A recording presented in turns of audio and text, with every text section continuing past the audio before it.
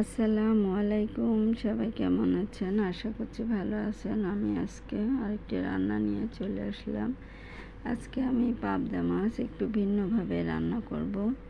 এই জন্য মাছগুলোকে ভালো করে ধুয়ে পরিষ্কার করে নিয়েছি। এখন আমি এখানে হলুদ গুঁড়া লবণ দিয়ে মাছটাকে মেখে কিছুক্ষণ রেস্টে রেখে দেব। আমি ভালো করে হলুদ আর লবণ দিয়ে ভালো করে মেখে নিব এবং 10 মিনিটের জন্য আমি রেস্টে রেখে দেব।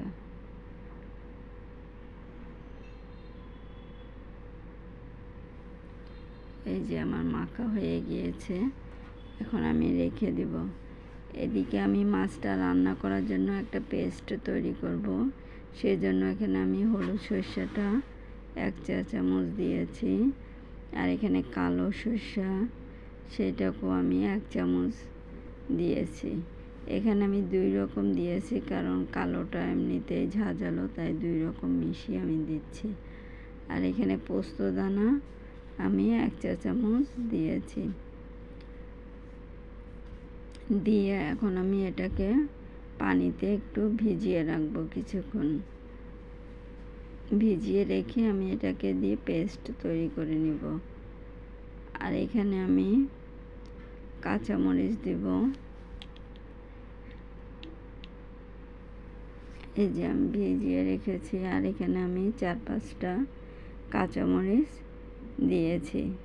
এটা এখন কিছুক্ষণ ভিজিয়ে রেখে এই যে আমি এখন পেস্ট করে নিব এটা ব্লেন্ডারে। এই যে আমার পেস্ট হয়ে গিয়েছে। এখন চলুন রান্নাতে। প্রথমে আমি এখানে এটা আপনারা সরষের তেল দিয়েও রাঁধতে পারেন, আমি সাদা তেল দিয়ে রেঁধেছি। আমি এখন তেল দিয়ে দিয়েছি।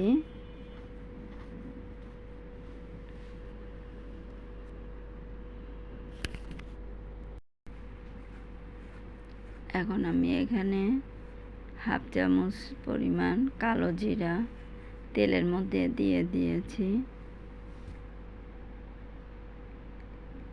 আমার মাছ যে পরিমাণ, আমি সেই পরিমাণ করেই মশলাগুলো দিচ্ছি। আপনারা যেভাবে রাঁধবেন সেভাবে সে অনুমান করে মাছে মশলাগুলো অবশ্যই দিবেন। আমি এখানে 2-3টা কাঁচামরিচ ফালি করে দিয়েছি। আর এখানে রসুনের একটা ছোট রসুন আমি এটাকে কুচি করে নিয়েছি, সেটা দিয়ে দিলাম। এখন দিয়ে আমি ভালো করে কিছুক্ষণ ভেজে নেব।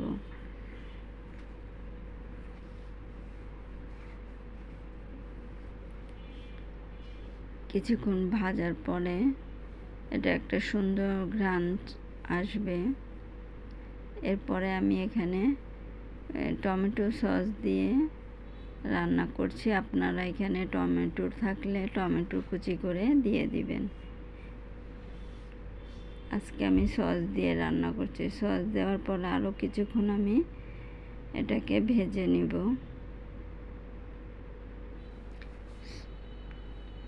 এখন একটা সুন্দর ফ্লেভার এসছে।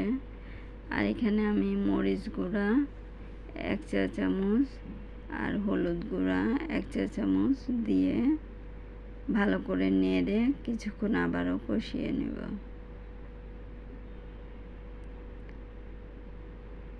ভালো করে নেড়ে চেড়ে দিবেন। আর মশলাটা যাতে না পুড়ে যায় সেজন্য আমি এখানে একটু পানি দিব।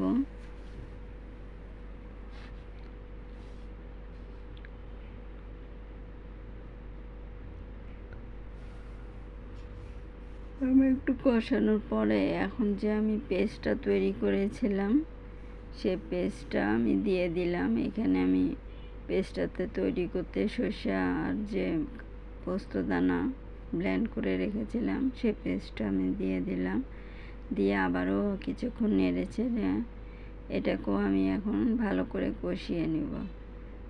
রান্নার স্বাদটা তখনই বাড়ে যখন আপনি মশলাটা ভালোভাবে কষাবেন, তখন আপনার রান্নার স্বাদটাও দ্বিগুণ বেড়ে যাবে। এখন আমি এটাকে ভালো করে নেড়েচেড়ে কষিয়ে নিব। যখন তেল উপরে আসবে তখন ভাববেন যে আপনার মশলা কষানো হয়ে গিয়েছে।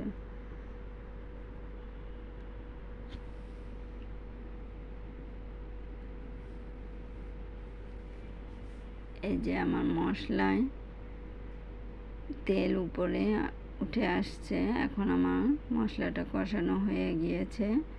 আমি এখন এখানে পরিমাণ মতন পানি দিয়ে দিলাম, দিয়ে মাছগুলোকে আমি দিয়ে দিচ্ছি। আপনারা যদি মাছ ভাজা খেতে পছন্দ করেন অবশ্যই মাছ ভেজে দিবেন, তবে আমি আজকে কাঁচা মাছই দিয়েছি।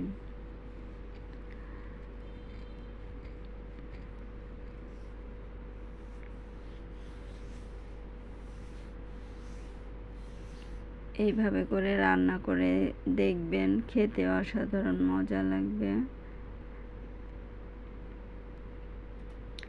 এই যে আমার মাছটা মোটামুটি হয়ে এসেছে। আমি আরও কিছুক্ষণ রান্না করে ঝোলটাকে গাঢ় গাঢ় করে নেব।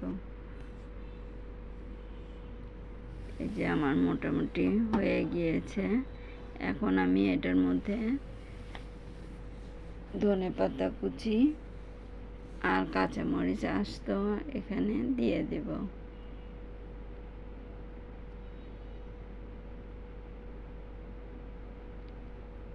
এই যে আমার কাঁচামরিচ দিয়ে দিয়েছি। এখন আমি 2-3 মিনিট রেখে উঠিয়ে নেব। এই যে আমার তৈরি হয়ে গিয়েছে পাবদা মাছ।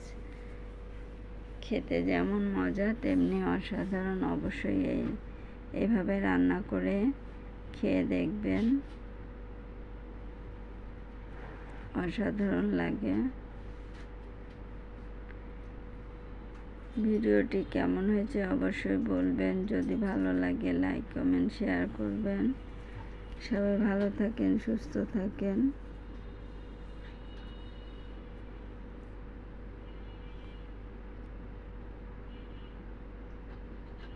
তৈরি হয়ে গিয়েছে আমার পাবদা মাছ।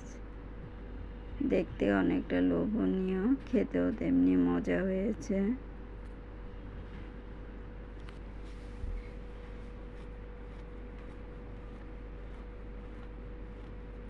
বাড়িতে মেহমান আসলে এভাবে রান্না করে পরিবেশন করবেন। সবাই ভালো থাকেন। আল্লাহ হাফেজ।